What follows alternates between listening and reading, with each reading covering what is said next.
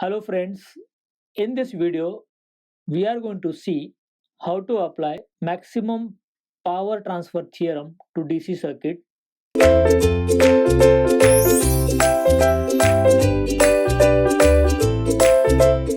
Here is the circuit.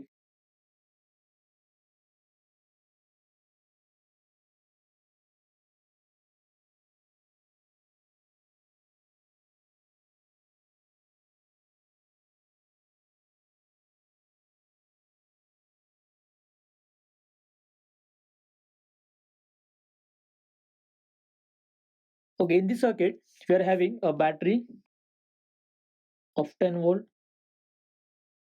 with a current source 10 ampere. This is unknown load resistance RL and number of resistances of the values 5 ohm and this 10 ohm each.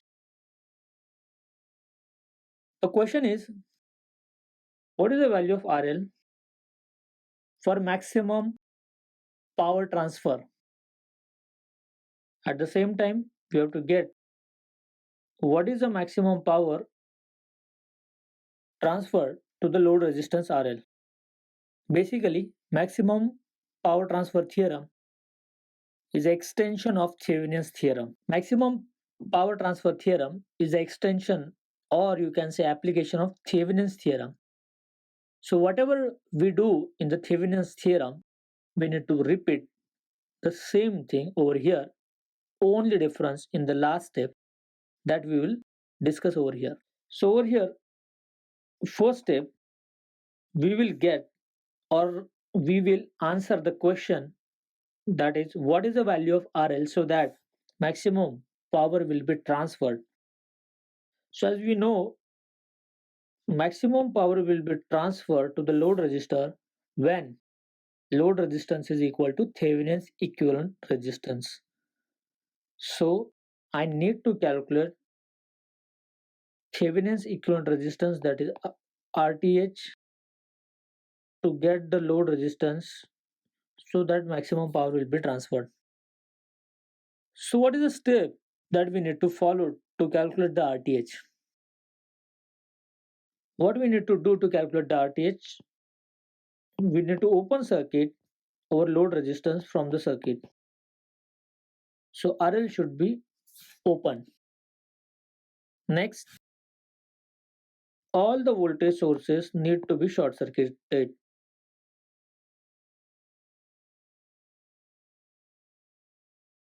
All the voltage sources are short circuited. Step number 3.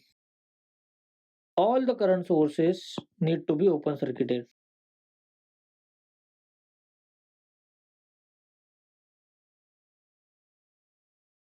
The reason behind short circuiting voltage source and open circuiting current source is all the sources need to be replaced with their internal resistances, and ideal voltage source has zero internal resistance. Ideal current source has infinite internal resistance. And as we know, zero resistance means short circuit and infinite resistance means open circuit. So these three modifications we need to do in the circuit. So the resultant circuit will look like this.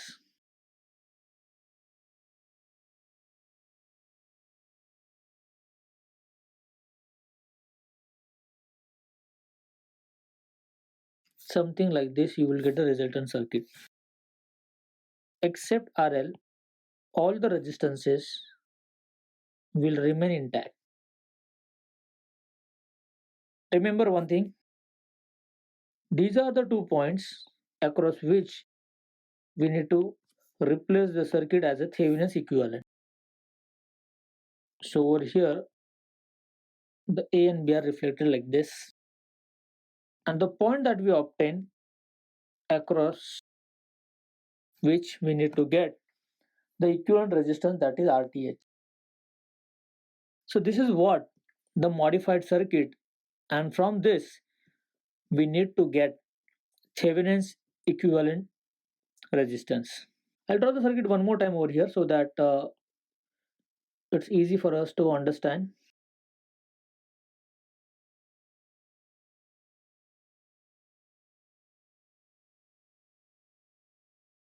all the resistances of are in ohm. So I will just put a number. This is 5, 10, 10. This is 10. Also this is 10. So basically you have to get RTH across A and B point. Using series parallel or star delta configuration. If you are not getting any series parallel combination, we have to go for star and delta. And there are number of stars and deltas available in this particular problem. I will select any one of them. So I will select this delta, which can be converted into equivalent star. The reason is it is very obvious. And second important thing is that all the resistances are of the same value. So calculation become very simple. So how the star will look like? This is how a equivalent star will look like, and each value and each resistance will have equal value, which is nothing but 10 by 3. So I can say each resistance in equivalent star is equal to 10 by 3, which is nothing but 3.3333 ohm. So now the circuit has changed. We need to redraw it. So 5 ohm is not touched, so that will remain as it is. This star resistor will come in series with 5. The magnitude of this is 3.3333 ohm. Then there is a star point. Second resistance in the star network of the same value, that will come in series with 10 ohm. And this is the third resistor of the star network. So the circuit got modified like this. The objective of star delta is to provide series parallel connections. So if you observe carefully, there are two series combinations available now. I'm highlighting those series combinations.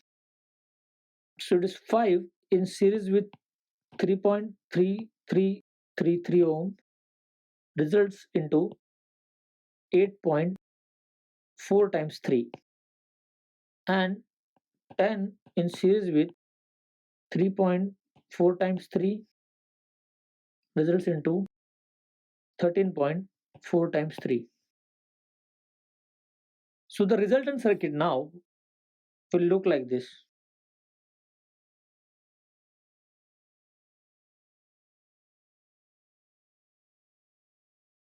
This resistance is 8.4 times 3,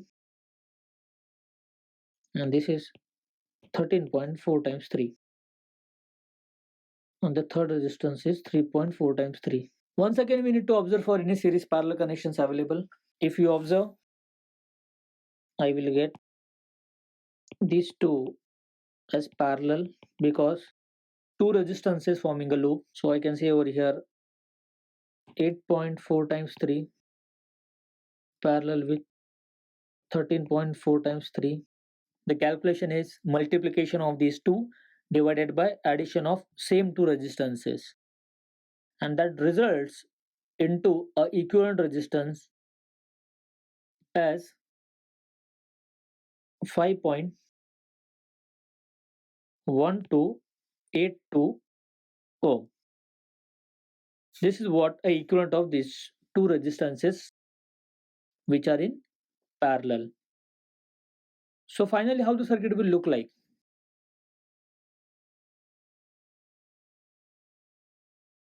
Now we are having only two resistances in series like this. The first resistance will be 5.1282 ohm, and the resistance that will remain intact was 3.4 times 3. Okay, remember we have to get the equivalent between A and B. And if you see carefully, finally I can say this RTH is nothing but a series combination of 5.1282 plus 3.4 times 3. So RTH now will become 8.4615 ohm. So this is RTH that we obtain. How we are going to use this RTH to get the RL? We need to just add one very important statement. For maximum power transfer to the load RL, RL has to be equal to RTH. So in our case, the RTH is 8.4615.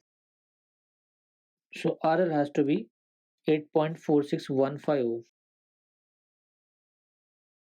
So this is the value of RL, or this is the value of resistance I need to connect across A and B to get the maximum power.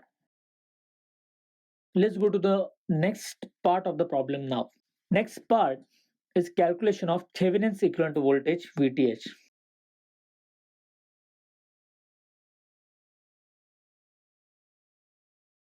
So let me go back to the original circuit. This was the original circuit. What modification we need to make to get the VTH? From the circuit, we need to just remove the load resistance RL. That means the first statement, open circuit RL. That's it. Rest of the sources will remain intact along with the resistances. So the circuit will look like now. The modification that we have to make is open circuit RL. The circuit will look like this.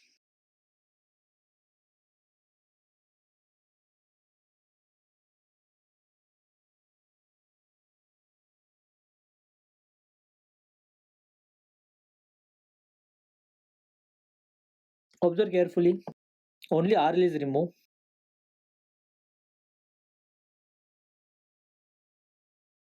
The rest of the part of the circuit will remain absolutely same. And we need to get the voltage across A and B point where RL was connected. So once you got this circuit, we can apply mesh analysis to this circuit as the first step. So for that I need a mesh currents. I'll consider this as a I1, this as a I2, and third mesh will have the current I3. Depending upon the current directions that I have mentioned over here, voltage will be developed across all the elements in the circuit. So the polarity will be like this.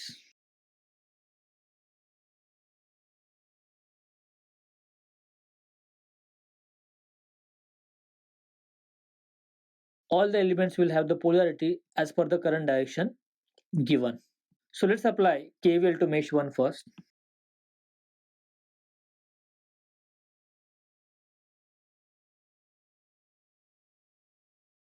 I will get 10 minus 5I1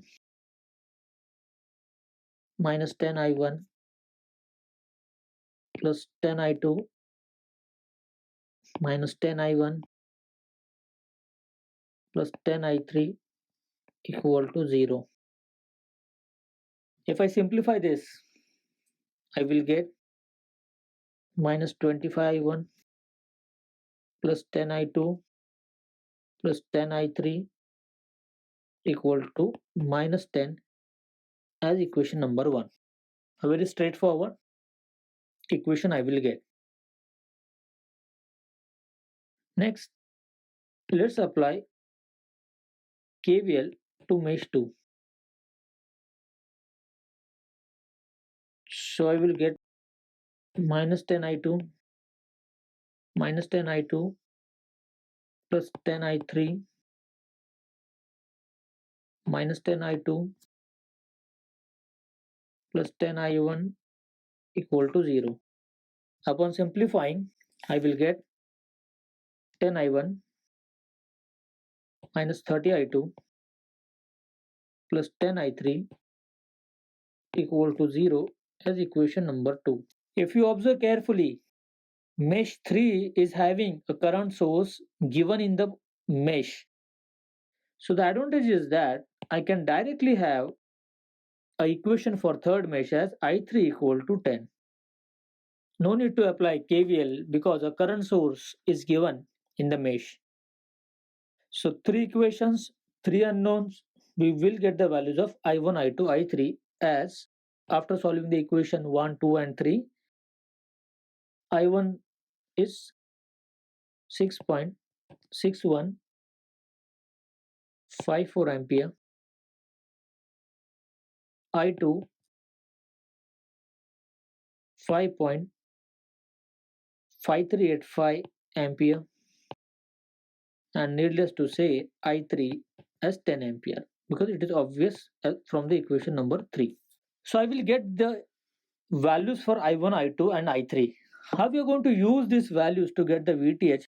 That is a question now to answer. So what I need to do, from A to B, I need to select any path. Either I can select the path. So I need to select a path from A to B. So this path could be from A 10 ohm, another 10 ohm, and B, if you see, shortest path. Or I can go for A 10 ohm, 5 ohm, 10 volt, and then back to B. Or I can select a path where it is going to 10 ohm, then one more 10 ohm from the delta, and one more 10 ohm and coming back to the B. So thing is that I should select a shortest path. So observe carefully, it is very trivial. You will get a shortest path having two resistances like this. I will draw only that section of the circuit which is required,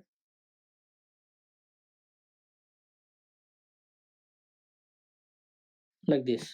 The current flowing through the 10 ohm which is horizontally placed where I2 and I3 as shown in the circuit. So this is how the currents are flowing,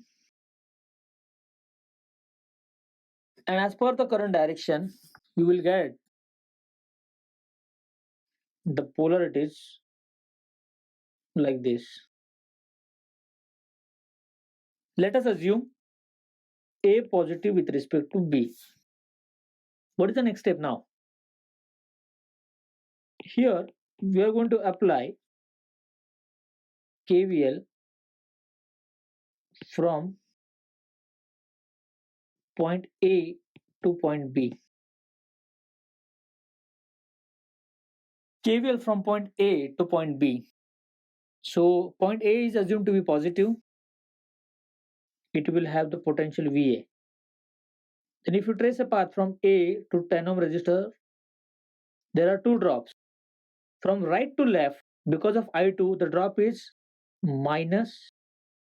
Same direction, I3 will observe a drop which is a plus.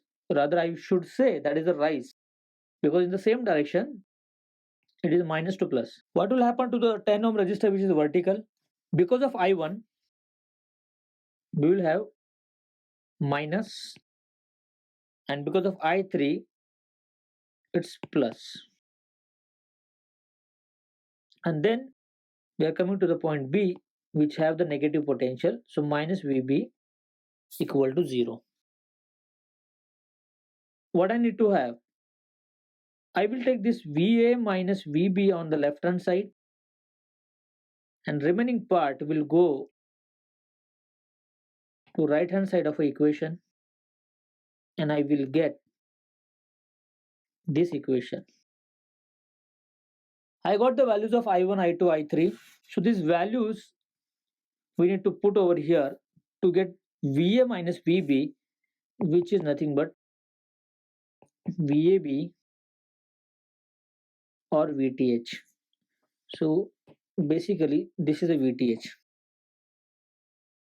So if I put the values of I1, I2, I3, it is 10 times I1, we obtain 6.6154, I2 5.5385, and I3 we obtain as 10.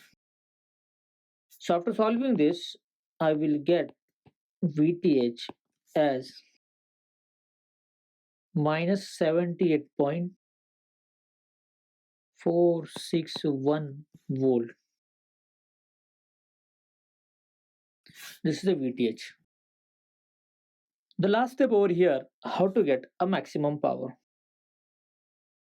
So maximum power transfer to the load is given by the formula VTH square divided by 4 RTH.